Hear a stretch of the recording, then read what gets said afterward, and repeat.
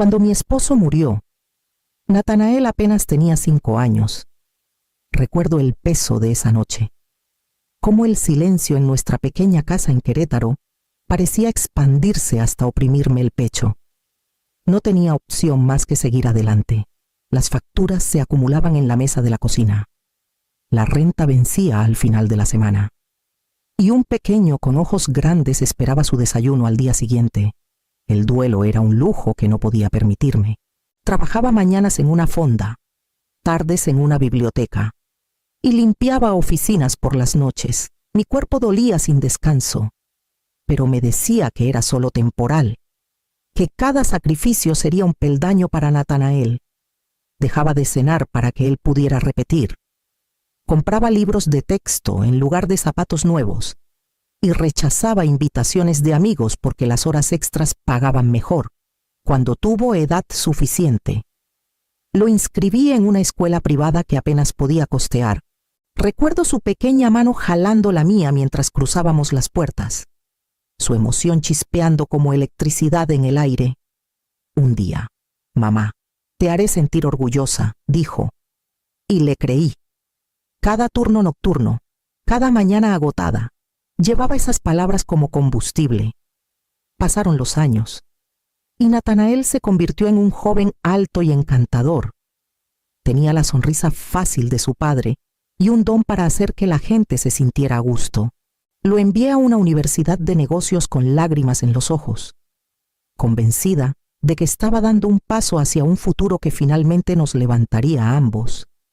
Verlo cruzar el escenario de su graduación me hizo sentir algo cercano a la victoria. Pero mientras Natanael entraba en la adultez, el privilegio comenzó a cambiarlo. El niño que alguna vez prometió hacerme sentir orgullosa, ahora se comportaba como si el éxito le hubiera sido regalado, no construido sobre mis noches rotas y manos cansadas. Intenté ignorar la distancia, convencerme de que solo eran dolores de crecimiento. Sin embargo, una sombra de inquietud comenzó a seguirme, susurrando que todos mis sacrificios podrían no ser suficientes para mantenerlo cerca. Y entonces apareció Selena. Natanael trajo a Selena a casa un domingo por la tarde, su mano apretada contra la de ella como si fuera un tesoro que debía presumir. Era hermosa, de esas bellezas que las revistas enseñan a las mujeres a imitar pómulos afilados. Maquillaje impecable. Un vestido más propio de una galería de arte que de una comida familiar. Su sonrisa era deslumbrante, pero nunca llegaba a sus ojos. Desde el principio, sentí que me evaluaba, la forma en que miraba mi casa en San Miguel de Allende, deteniéndose en las cortinas que yo misma había cosido o en la mesa de comedor gastada que teníamos desde que Natanael era niño. Elogió la comida que preparé, pero su tono estaba endulzado con condescendencia. «Qué tradicional», dijo, girando el tenedor en el guisado. «Supongo que recetas como estas nunca pasan de moda». Natanael soltó una risita, apretando su mano como si sus palabras fueran una broma inofensiva. Sonreí de vuelta, pero algo dentro de mí se tensó. La boda llegó rápido, un evento fastuoso que Selena orquestó con precisión. Estuve en primera fila, viendo a mi hijo brillar como si hubiera sido arrastrado a un sueño. Quería creer que esta unión traería estabilidad, que el matrimonio lo anclaría en responsabilidad. En cambio, comencé a notar cómo Selena dirigía cada conversación, cada decisión, mientras Natanael la seguía como una sombra. En las cenas, ella comentaba que las parejas modernas no se aferran a tradiciones anticuadas. «Debe haber sido tan diferente en tus tiempos». «Evelina», decía, ladeando la cabeza como si estuviera complaciendo a una reliquia del pasado. Cada vez, Natanael reía suavemente, sin defenderme nunca, sin recordarle quién había mantenido su mundo intacto cuando no quedaba nada. Guardé silencio, tragándome la inquietud, convenciéndome de que el amor podría suavizar sus aristas y que la madurez sacaría fuerza de mi hijo. Pero con los meses, la confianza de Selena solo creció, y la risa de Natanael se volvió más débil. Y entonces Llegó la noche en que ella declaró lo que creía que le pertenecía. Después de la boda, Selena se comportaba como si hubiera entrado en una dinastía. Exhibía a Nathanael en reuniones sociales, presentándolo como el heredero de Construcciones Calleros, el CEO visionario que llevaría el imperio de su padre al futuro. Yo me mantenía callada, sonriendo cortésmente cuando hablaba, aunque en el fondo sabía cuán lejos estaba su historia de la verdad. La realidad era algo que ninguno de los dos comprendía del todo. Cuando mi esposo murió, la empresa no pasó a manos de Nathanael, pasó a las mías. Yo heredé la mayoría de las acciones. Fui quien se sentó en años de juntas, estudiando contratos, aprendiendo el ritmo de las decisiones en la sala de juntas. Al principio, los hombres alrededor de la mesa alzaban las cejas, viendo a la viuda entrar en un mundo que asumían era demasiado grande para ella. Pero aprendieron rápido.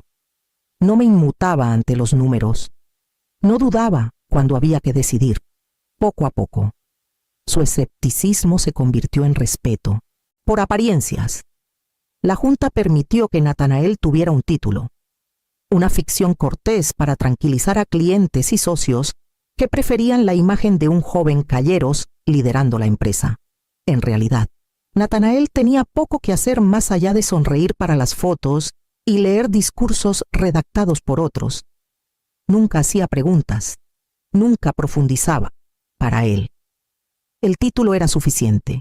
Selena, por supuesto, llevaba su título como si fuera su propia corona. Presumía del imperio que heredarían, de la riqueza a la que ahora tenía acceso, como si hubiera abierto la puerta a un lujo sin fin. Me trataba como un capítulo desvaído de la historia, alguien que debería estar agradecida por presenciar su ascenso. Observé en silencio, con la verdad guardada en mi interior. Había construido mi fuerza en la quietud durante años, guiando la empresa con manos firmes mientras ellos se regodeaban en ilusiones. Pero las ilusiones son frágiles, y sabía que llegaría el día en que las suyas se romperían.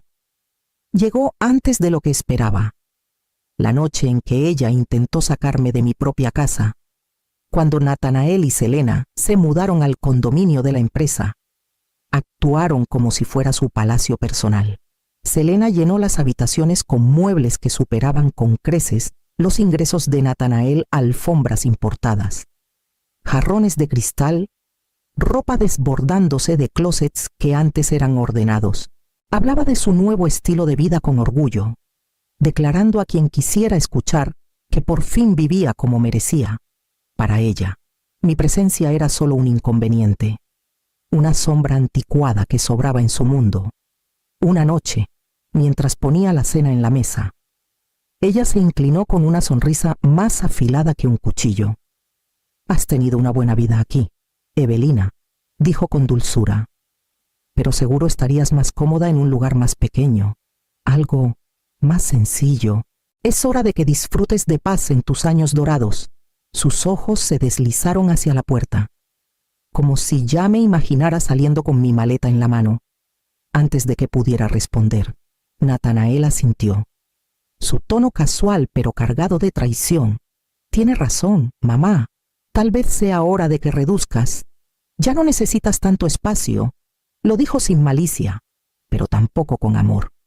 Solo un encogimiento de hombros, como si los años de sacrificio fueran una nota al pie de su historia. Sus palabras me golpearon más fuerte de lo que esperaba. Podía tolerar la arrogancia de Selena. Era una extraña, persiguiendo una imagen que no entendía. Pero escuchar a mi propio hijo repetirla, descartando la vida que había construido, la dignidad que había preservado, me vació por dentro. Lo había criado con cada respiro de mi cuerpo, solo para encontrarlo a su lado, callado cuando necesitaba su voz, despectivo cuando necesitaba su corazón. No dije nada. Mi silencio no era debilidad, aunque ellos lo tomaron por rendición. Llevé mi plato a la cocina. El tintineo de los cubiertos contra la losa más firme que la tormenta en mi pecho. En ese momento, entendí que la casa ya no era solo paredes y ventanas, se había convertido en un campo de batalla. cada gesto una escaramuza silenciosa por respeto y pertenencia. Y entonces llegó la noche en que Selena dejó caer su máscara por completo y me mostró cuánto creía que valía. Sucedió en una noche que debería haber sido común. Había preparado una cena sencilla, pollo asado con verduras, del tipo que Natanael solía pedir cuando era niño. Selena apartó el plato, arrugando la nariz como si la comida la ofendiera. El aire ya estaba tenso cuando comenzó a insistir otra vez sobre el condominio, diciendo que era hora de que lo soltara y me mudara a un lugar más adecuado. Intenté mantener la voz calmada, recordándole que era propiedad de la empresa, no un premio que pudiera reclamar. Sus ojos brillaron y se levantó de la mesa con una risa sin calor. Sacó un billete nuevo de su bolsa de diseñador y lo arrojó sobre la mesa.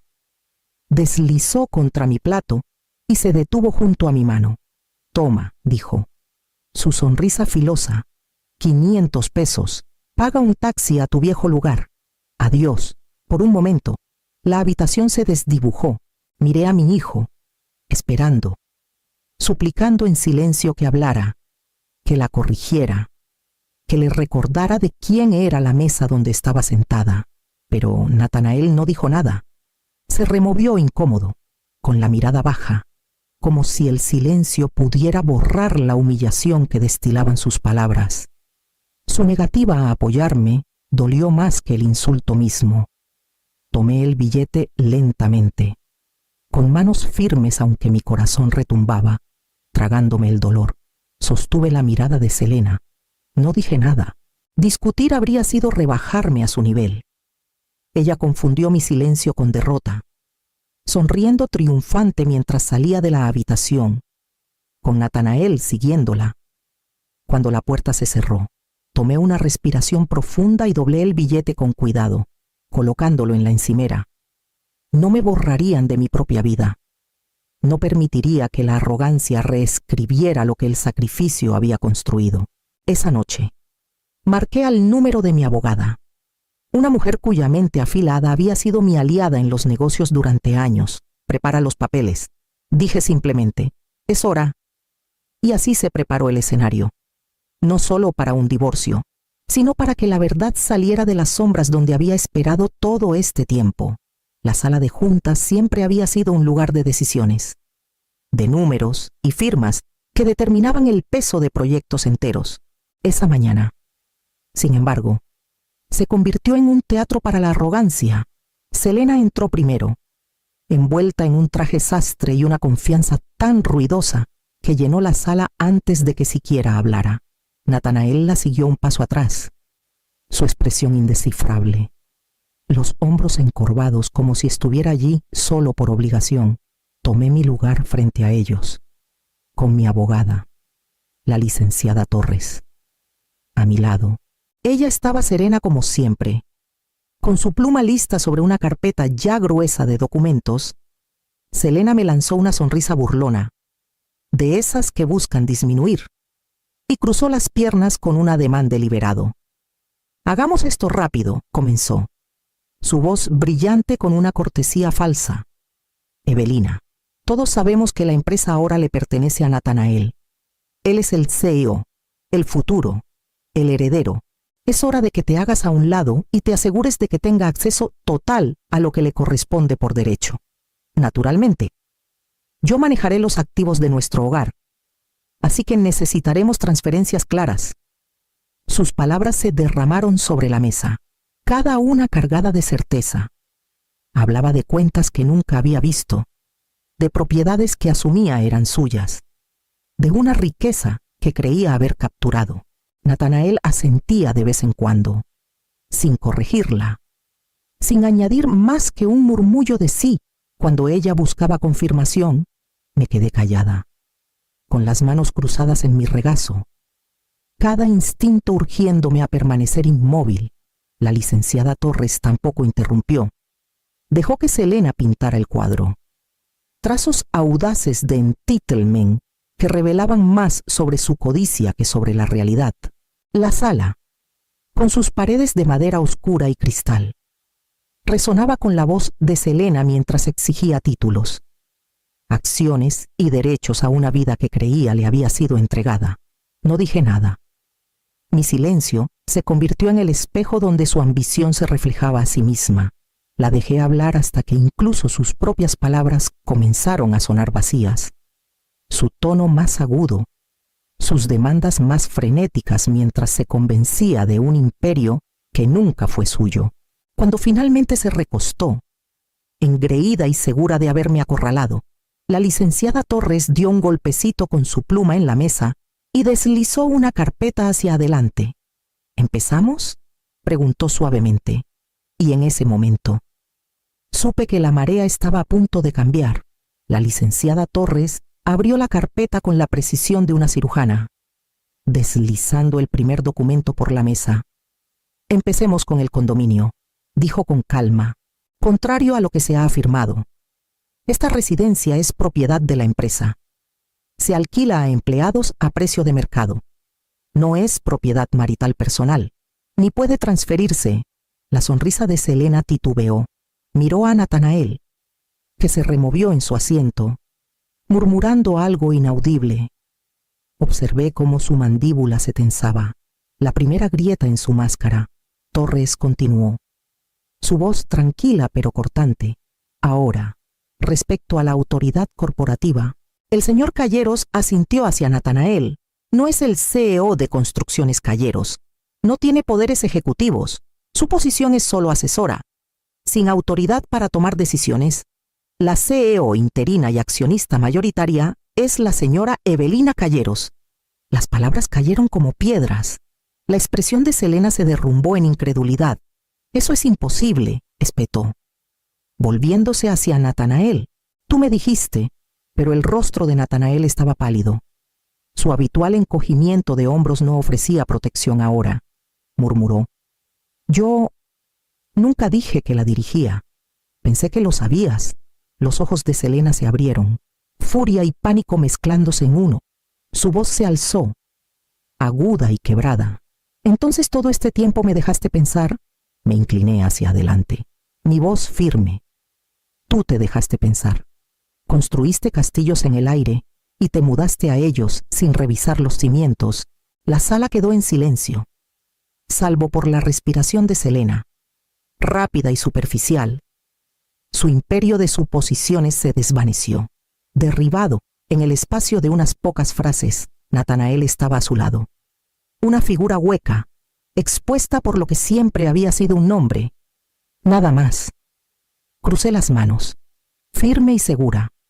La verdad ya no estaba oculta. Estaba expuesta, innegable, y era mía. Y aún había más que ella iba a perder. La compostura de Selena se deshizo rápidamente una vez que la verdad quedó al descubierto. Exigió aclaraciones, tartamudeando sobre derechos y privilegios, su voz elevándose con cada palabra. La licenciada Torres deslizó calmadamente otro documento, el contrato de arrendamiento del condominio. La cifra mensual era alta, más de lo que el salario entero de Natanael podía cubrir. No puede ser correcto, susurró Selena, sus manos temblando mientras revisaba los números. No podemos pagar eso. Natanael se removió incómodo, su rostro sonrojado. Pensé que papá lo había comprado directamente, murmuró, por primera vez. No había un encogimiento de hombros perezoso que lo protegiera, ni encanto que suavizara su fracaso. Y respecto a la pensión alimenticia, añadió Torres, su tono claro. La señora Calleros tiene motivos para solicitar apoyo de ambos. Mala conducta financiera y el intento de desplazamiento no se toman a la ligera. Selena se congeló.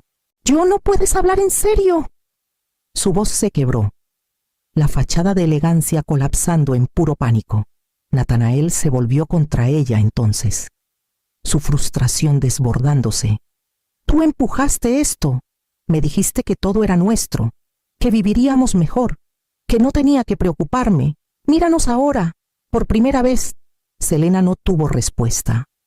El silencio se extendió, pesado y sofocante.